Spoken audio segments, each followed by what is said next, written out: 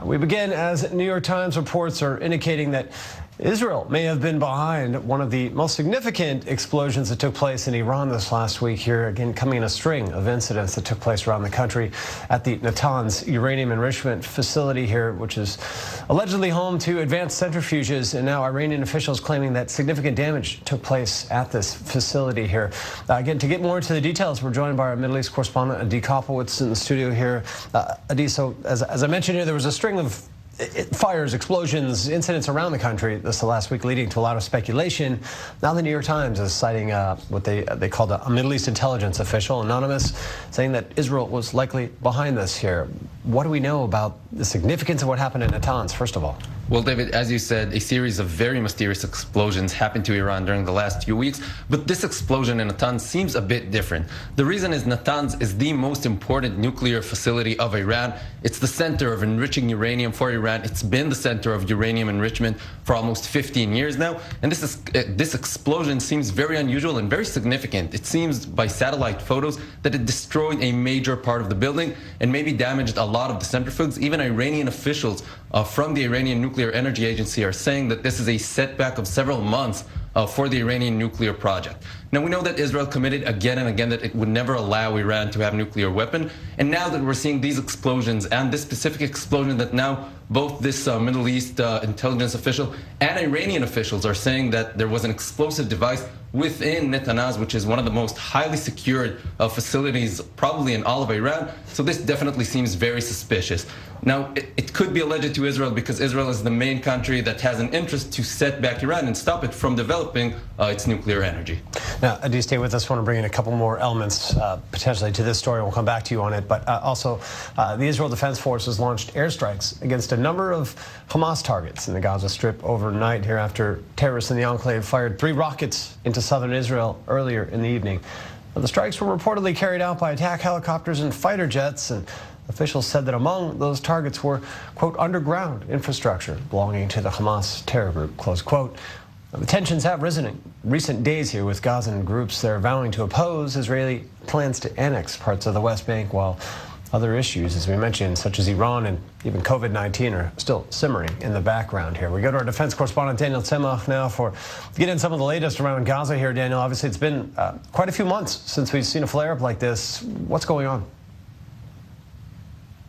Great question, David. We've been spending the morning here speaking to residents. I also had a chance to speak to one of the chief security officers of one of the local regional councils where there were rocket alert sirens overnight, and which is oftentimes the case. The residents here oftentimes say it's always a surprise and it's also never a surprise. But what we can say, David, this is indeed the first time we've seen 2 rounds of rocket fire, or at least 3 rockets being launched since late February. So definitely disrupting a relative calm that prevailed along the Israel-Gaza border for several months. There have been intermittent bursts of lone rocket launches, maybe 2 rockets, but we haven't seen 3 in quite some time. One of the local regional council leaders saying that he expects the Israeli government to take appropriate action and strike heavily in the Gaza Strip, and it depends who you ask whether or not the strikes overnight were indeed aggressive enough or not. As you said, underground infrastructure struck, as well as Hamas military posts in the northern Gaza Strip, which is really beyond us here in the northern part of the Gaza envelope. Earlier, David, we also had a chance to speak to one of the residents here of Nir Am to get a sense on how he felt overnight last night. Let's take a listen. It goes from 0 to 100 and drops from 100 to 0, as usual. It is a matter of time when it happens again. In that second, I was surprised, but in general, I wasn't surprised. We know it will come. We have just returned from Kibbutz Mefalsim from a swimming class of the 3 children sitting here. As I arrived in the kibbutz to pick them up, the rocket alert sirens rang around us. The scariest and most horrifying thing I've ever heard. All I could think of was these kids who were in the water. I started running, the rocket whistling over my head, shrapnel, booms. I found the 3 children in a bomb shelter. All the swimmers and instructors, kids screaming, crying, terrified. This is the reality of the kids in the south who went to a swimming class and found themselves wet, shaking, frightened inside a bomb shelter. Daniel, on another front here, perhaps related here, but Israel touted the successful launching of a satellite overnight. Now, the OFX-16 here with reconnaissance equipment now apparently bringing the capabilities to new levels for the country. What else do we know there?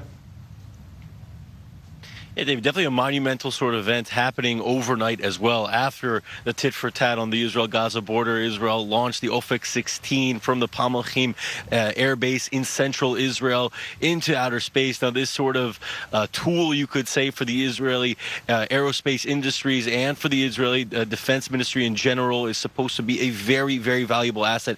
Even when we look at the threat posed by Iran, there's some experts that speculate that this sort of satellite, which is indeed a spy satellite, will help Israel identify potential nuclear sort of assets on the ground. Obviously, that's very quick to be talking about, and it'll take some time until this satellite actually has those capabilities. For now, it's going through practicing, exercising, understanding exactly how its capabilities will function when it arrives in its due location. But definitely a huge get here. Also for the newly anointed defense minister, Benny Gantz, who was lauding the fact that Israel is just one of 13 countries in the world with these sort of satellite capabilities, and this being the 16th OFEC. The first one was launched in 1988, so a monumental night here in Israel. David? Thanks for the report here from the Gaza border. Our defense correspondent, Daniel Tzemach. Now coming back to one of our top stories here, a New York Times report cites a quote-unquote Middle Eastern intelligence official claiming that Israel was behind that powerful bomb that damaged a significant portion of the advanced uranium centrifuge facility there at Natanz in Iran. Now, the same unnamed official denied an Israeli connection to the other recent fires in the Islamic Republic. And as we got into here earlier, the satellite images of the site here published Sunday really do appear to show more significant damage than what Tehran had initially disclosed. For now, Iranian officials have gone as far as admitting that an explosive device was used in the incident and that, quote-unquote, considerable damage occurred. Now we're back in the studio here with our Middle East correspondent, Adi Kopowitz here now. Adi, on the other side of this, we see the reports, we see some of the satellite images. What are the Iranians themselves saying? What are officials in Tehran saying about this incident? Well, at first, Tehran denied that this was an intended sabotage, and they said it was an accident. But later on, as evidence started to leak out, Tehran admitted that there is evidence of explosive materials in Natanz, and it seems to be an intentional attack on the nuclear facility. Now, we did hear an Iranian official saying just a few days ago that if Iran indeed finds out that this was intentional and an attack from another country, they will not hesitate in revenging and paying back to that country. Now, it seems like Iran is waiting to see how definite are the evidence that leak out. For now, it seems pretty sure that this was an intentional attack. However, Tehran is probably still waiting to see how much of the evidence leaks out, to see if they are committed to avenge this and to take payback and revenge the country that did this. If there aren't enough evidence, it might be more convenient for Tehran to stay low. Right now, Tehran is keeping a low profile, waiting maybe for a change in administration in the United States in the upcoming elections in November, and then maybe going back to the negotiation table with a more convenient president for them. That's the hope right now in Tehran, so they might not be too enthusiastic to engage in some sort of a military adventure right now. However, if it seems clear and public that Israel, for example, attacked inside Iran in such a significant power plant, then Iran might feel committed to avenge this and maybe try to pay back and retaliate on the country responsible for this.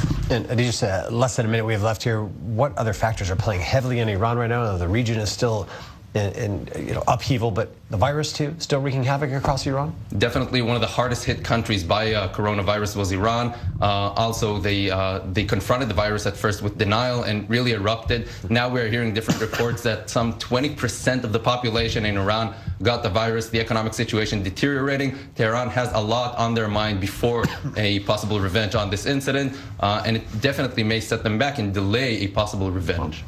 Thanks for the update here, Middle East correspondent Adi Kopowitz. Now we're stepping out for a short 2-minute break here.